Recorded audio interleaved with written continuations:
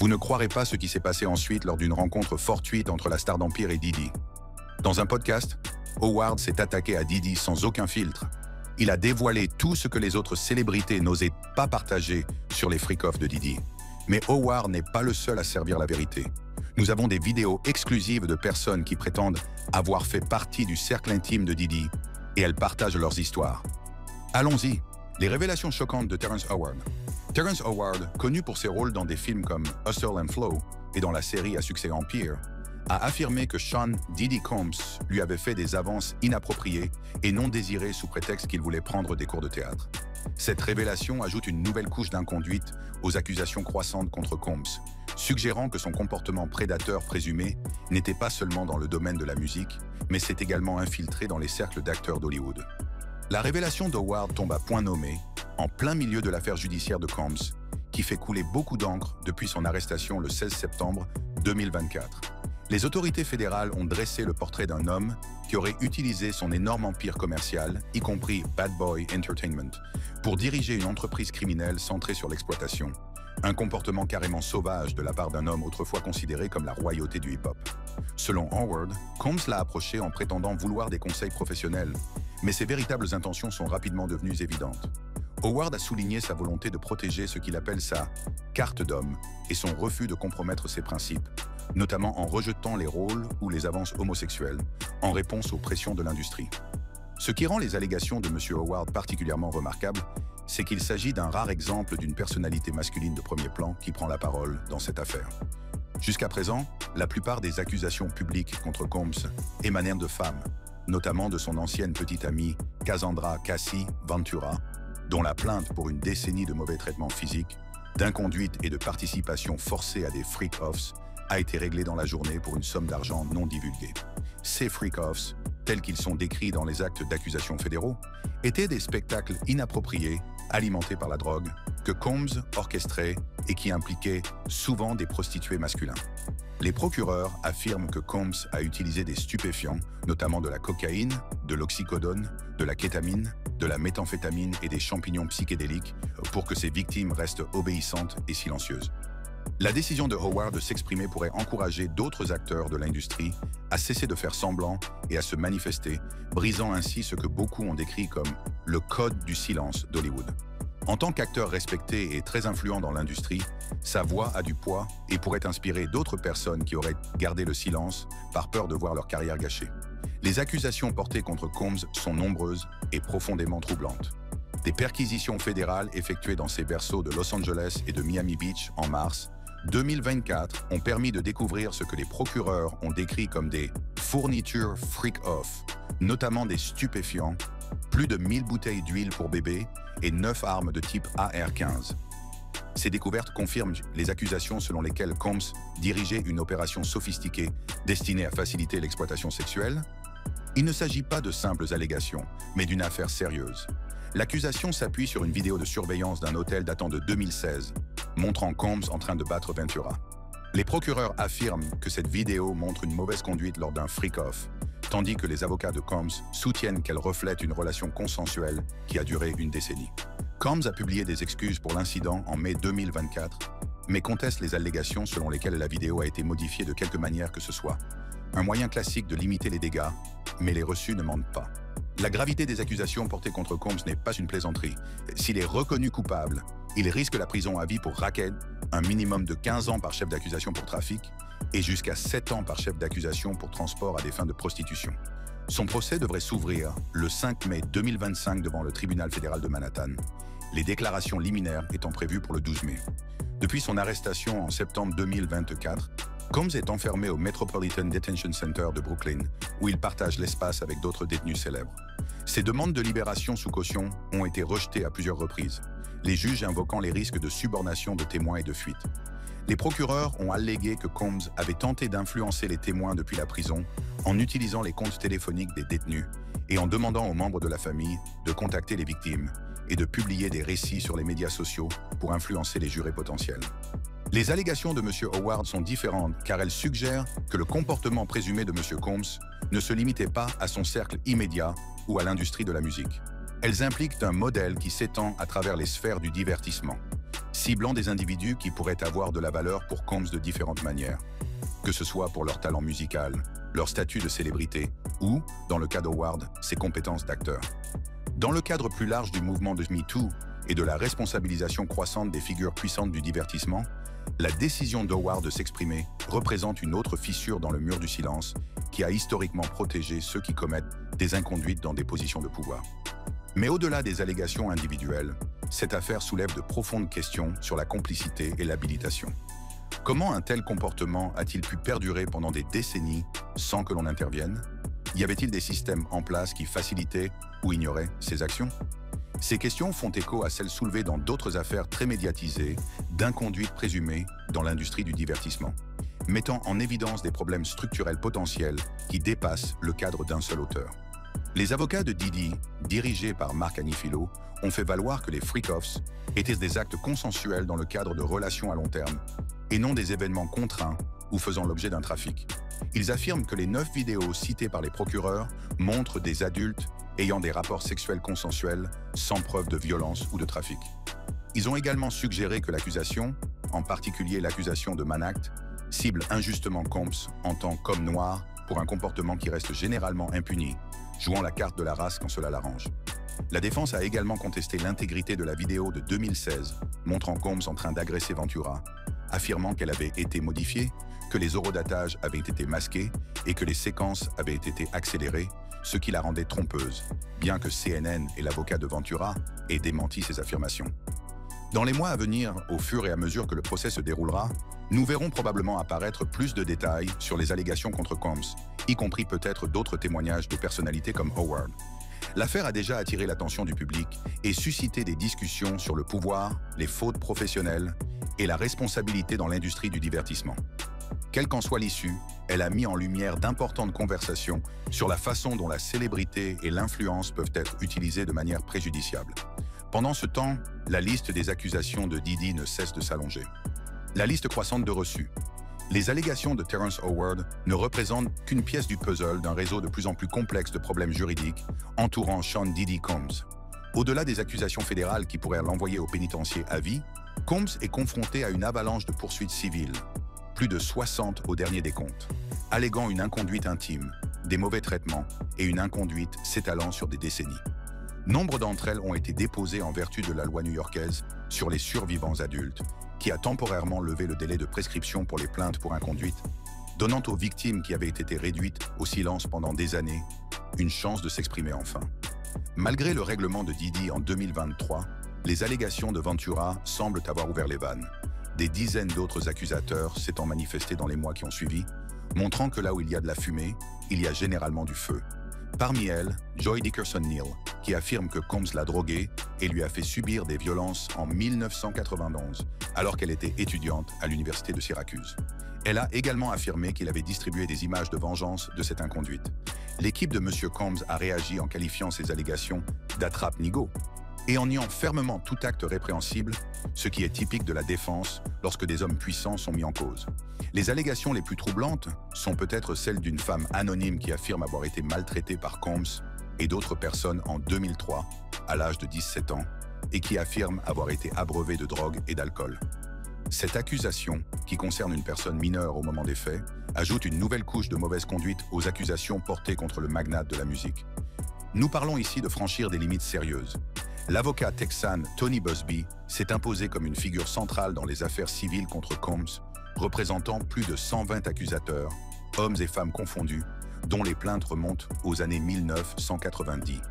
Parmi les clients de Buzbee, on trouve un homme alléguant que Combs l'a trafiqué et a commis une inconduite à son encontre lors d'une fête en 2015. Une femme anonyme alléguant une inconduite en 1991, avant une bousculade mortelle lors d'un événement organisé par Combs, et Ashley Parham, qui allègue que Combs et 2 autres personnes l'ont agressé en 2018 tout en enregistrant l'inconduite. Il ne s'agit pas seulement d'un ou 2 incidents isolés, cela ressemble à tout un modèle de comportement. Un autre procès important a été intenté poursuivi Combs pour inconduite sexuelle et gestion d'une entreprise RICO, alléguant l'approvisionnement forcé en drogue et en part Rodney Lil Rod Jones, un ancien producteur qui a prostitué. Bien que 5 chefs d'accusation dans cette affaire, y compris la plainte RICO, aient été rejetés en mars 2025, Les plaintes pour mauvaise conduite et trafic restent actives. Les tribunaux ont peut-être enlevé un peu de gras, mais la viande des allégations est toujours sur le grill. Grace O'Markey, matelot de pont d'un yacht, a accusé Combs et son fils Christian King Combs d'inconduite intime lors d'un voyage aux Caraïbes en 2022, alléguant un environnement de débauche en présence de célébrités telles que French Montana et Cuba Gooding Jr. Cette allégation étant les allégations d'inconduite au cercle intime et à la famille de Combs, suggérant que le comportement problématique pourrait avoir été normalisé au sein de son entourage. Tel père, tel fils, comme on dit. Il convient de noter que tous les procès intentés contre Combs n'ont pas abouti.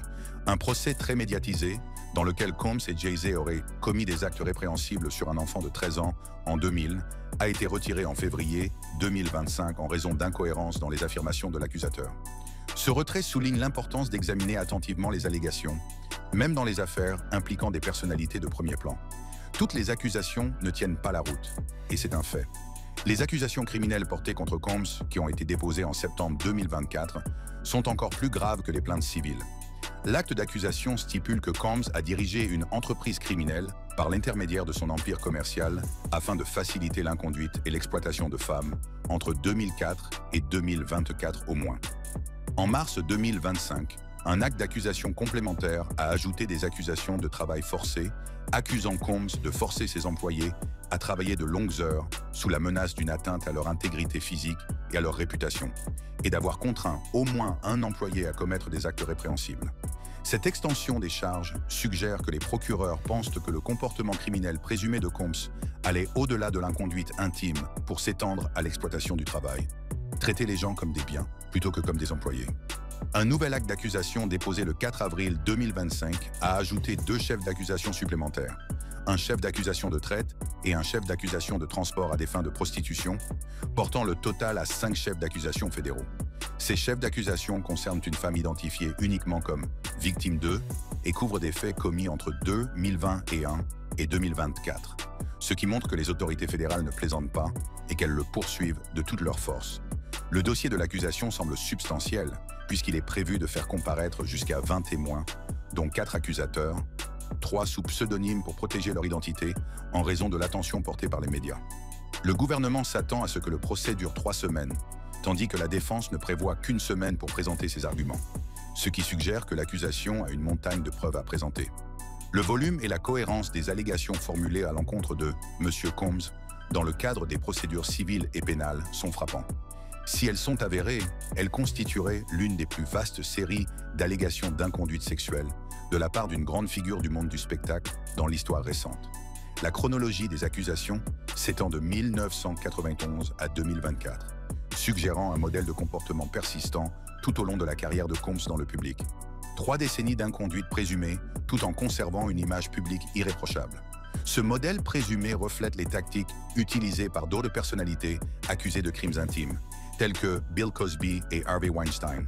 Un geste classique de prédateur qui consiste à droguer les victimes pour leur ôter la capacité de résister ou même de se souvenir de ce qui s'est passé. La violence est un autre point commun des accusations. Au-delà de l'agression enregistrée de Ventura, Combs est accusé d'actes violents, notamment d'enlèvement, d'incendie criminel et d'avoir fait pendre une femme au balcon d'un appartement pour garder le contrôle sur les victimes et les employés. Ces allégations suggèrent que l'intimidation physique a pu être utilisée parallèlement à d'autres tactiques coercitives, des manœuvres d'intimidation pure et simple pour maintenir les gens dans le rang. L'ampleur de ces allégations soulève la question de savoir comment un tel comportement a pu perdurer aussi longtemps sans conséquences juridiques. Certains accusateurs et leurs avocats ont pointé du doigt un système de complices, employés, associés et autres célébrités, qui auraient facilité ou fermé les yeux sur le comportement de Combs. L'avocat Tony Buzbee a promis de poursuivre les complices présumés de Combs en soulignant le rôle des complices silencieux dans la facilitation de l'inconduite, car si vous voyez quelque chose et que vous ne dites rien, vous faites partie du problème.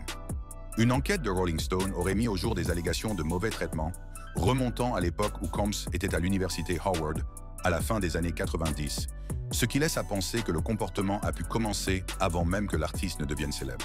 Si cela s'avère exact, cela indiquerait que le comportement problématique a précédé l'acquisition par Combs du pouvoir dans l'industrie musicale, bien que son influence croissante ait pu lui permettre de continuer à agir sans contrôle. L'argent et la célébrité n'ont fait qu'amplifier ce qui existait déjà. les noms d'autres célébrités ont été mêlés aux allégations, soit en tant que témoins présumés, soit en tant que co-accusés. Des personnalités telles que Usher, Justin Bieber, Jennifer Lopez, Jay-Z, Odell Beckham Jr. et Drewski ont été associées aux affaires de Combs, bien que la plupart d'entre elles aient nié toute implication ou tout acte répréhensible. La mention de ces noms prestigieux souligne la portée de l'influence de Combs dans l'industrie du divertissement et soulève des questions sur les personnes qui auraient pu être au courant de son comportement présumé, les oiseaux d'une même plume et tout cela. Pour que le public comprenne mieux ces allégations, une série en 4 parties d'investigation Discovery, intitulée The Fall of Diddy, a été diffusée pour la première fois le 27 janvier 2025, couvrant la carrière de Combs et les allégations portées contre lui à l'aide de témoignages de première main. Un documentaire de Peacock, Diddy, The Making of a Bad Boy, présente également l'accusatrice Ashley Parham, dont l'équipe de Combs qualifie les allégations de fabriquées, mais le tribunal de l'opinion publique a déjà commencé à rendre son verdict.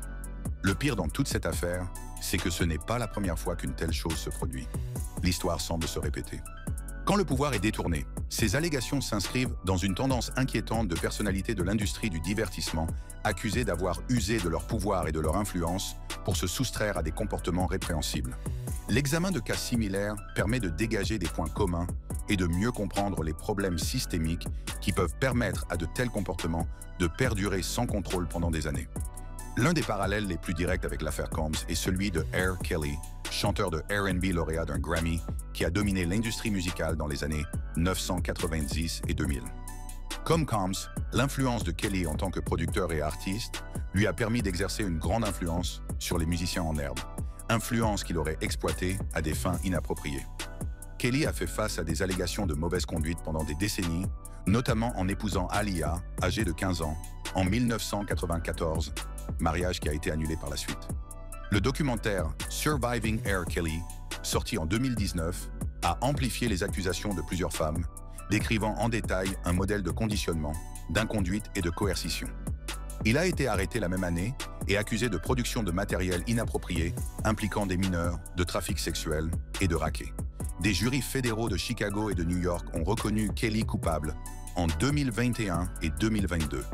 Il a été condamné à 30 ans de prison à New York pour le trafic et le racket et à 20 ans de prison, pour la plupart concomitants, à Chicago pour le matériel inapproprié impliquant des mineurs. Son cas reflète celui de Combs en ce qui concerne l'utilisation de la célébrité pour exploiter prétendument des personnes vulnérables, avec un réseau de complices facilitant l'inconduite. Même manuel de jeu, joueurs différents. Une autre comparaison instructive est celle de Harvey Weinstein, un puissant producteur de films qui a cofondé Miramax et The Weinstein Company. Comme Combs dans l'industrie musicale, l'influence de Weinstein sur le casting et la production lui a donné un contrôle inégalé à Hollywood. Il était essentiellement le gardien du succès pour de nombreux acteurs et cinéastes. Le mouvement On Our Me Too, déclenché en 2017 par les révélations du New York Times et du New Yorker, a mis en lumière les pratiques de harcèlement, d'inconduite et de maltraitance de Weinstein, qui durent depuis des décennies. Plus de 80 femmes, dont des actrices comme Ashley Judd et Gwyneth Paltrow, l'ont accusé d'avoir utilisé son autorité pour obtenir des faveurs inappropriées, menaçant souvent de faire dérailler leur carrière. Il a été arrêté en 2018 à New York. En 2020, Weinstein a été reconnu coupable à New York d'inconduite et de mauvais traitements intimes et condamné à 23 ans de prison. En 2022, il a été condamné à Los Angeles à une peine de 16 ans pour d'autres accusations d'inconduite. Sa condamnation à New York a été annulée en 2024 en raison d'erreurs judiciaires, mais il reste enfermé dans l'attente d'un nouveau procès, ce qui montre que même les victoires juridiques peuvent être temporaires dans ces affaires complexes. Bill Cosby constitue un autre point de comparaison important. Connu sous le nom de « Papa de l'Amérique » pour son rôle dans l'émission The Cosby Show, Bill Cosby était un humoriste et un acteur très apprécié qui a exercé une influence culturelle considérable dans les années 1980 et 1990. Son image publique n'aurait pas pu être plus éloignée des accusations qui ont été portées plus tard.